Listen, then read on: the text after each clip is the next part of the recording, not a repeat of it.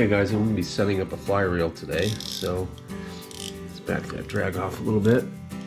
So we have the fly line, actually this is the backing, fly line, backing, fly reel, and just some basic knots I'll show you to get this to work. So backing goes on first. What I like to do is tie 2 overhand knots, maybe 3, just basically just to make a big knot for the line to catch on.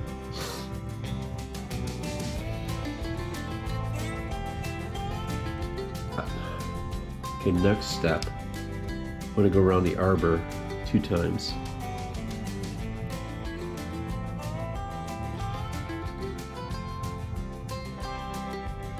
So I've gone around the arbor of the reel 2 times. See that? And I'm just going to tie an overhand knot, not just an overhand. I'm actually going to put this around 3 times.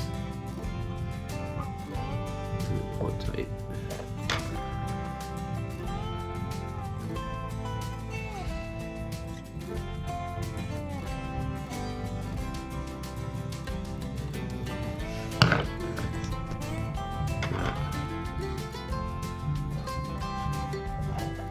And that should be able to slide down and cinch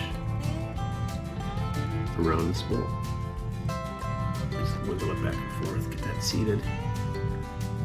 That's it. Okay, that spool of backing is 100 yards, but you know, this is a freshwater reel. There's no way any of the fish I'm going to hook is going to pull me into my backing. And if it did, it wouldn't be more than 50 yards, which is about what I have there. Okay, so I'm going to do a nail knot on the end of the fly line. And what you do is line up your, I'm just going to make a loop on a mono. And I'm not using a nail, I'm just actually using a needle. I'm going to do this in another video, but I'll do it quick just so we can get this done. Most fly lines these days come with a welded loop on the end, so you don't have to do this step, but I'll do it anyway. Pull this out. So I'm going to make a loop on the front end of actually the back end of the fly line. So I've got a loop of mono, and I'll do this more specifically step by step in another video, but I'll show you this really quick. Or not.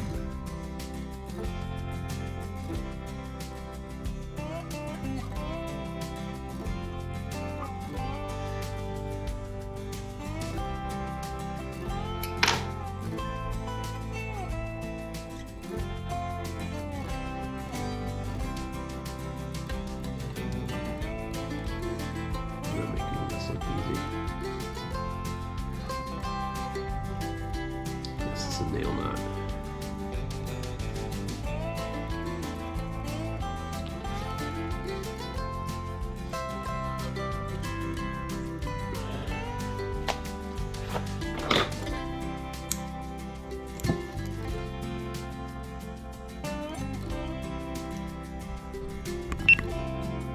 Okay, this is very sloppy, but what I'm going to do is grab this tag end and pull, see if I can straighten this out a bit. It really doesn't matter because this is the back end of the fly line. Okay, this is more or less what you want. The wraps are next to each other, they're tight. Get rid of that. Get rid of this. And we're left with about 5 inches of, now for this knot you could do a perfection loop, you could do a surgeon's knot. I like to do a perfection loop for this just to keep it kind of small. So you start with a loop around your thumb, in between your thumb and the line, and grab this little loop and pull it through the other loop. Grab this, pull it tight. Just simple as that. And if you did it right, let me just tighten that. When you do it right, this tag end will come off at a right angle. That's how you know it. Okay, next step, I'm going to make a loop on the backing. This is much easier not. You just overlap the backing on itself. It's called a surgeon loop. And just you get that piece like that. Take the tag ends, wrap it around once, and go through just like an overhand knot. Go through again, and then pull that tight. Doesn't matter how big the loop is, it's going to be buried under the fly line anyway. Like that. And then just trim the tag end, of course.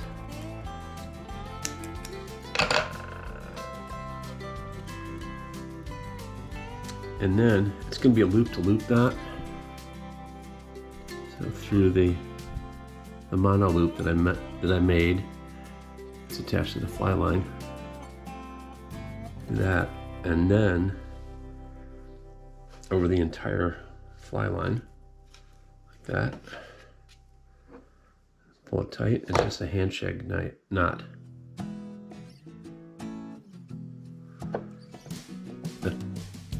Trying to keep a little bit of tension on the fly line and work out any twists. Okay, so got all the fly line under the reel. Now I just need to tie another one of those nail knots, and I have about 8 inches of 25-pound mono. Just gonna make a loop, and then I'll show you why I use a loop.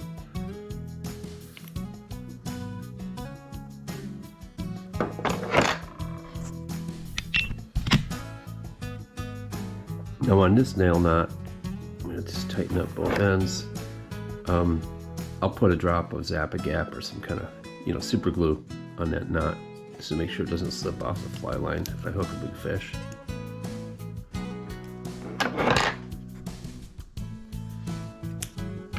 Just going to put a drop of Zap-A-Gap on there.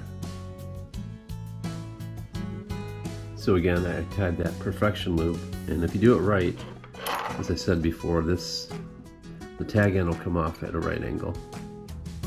Get rid of that. Then I'm just going to go loop to loop from the thumb.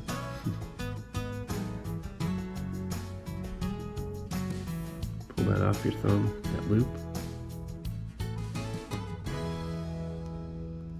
And screw it up.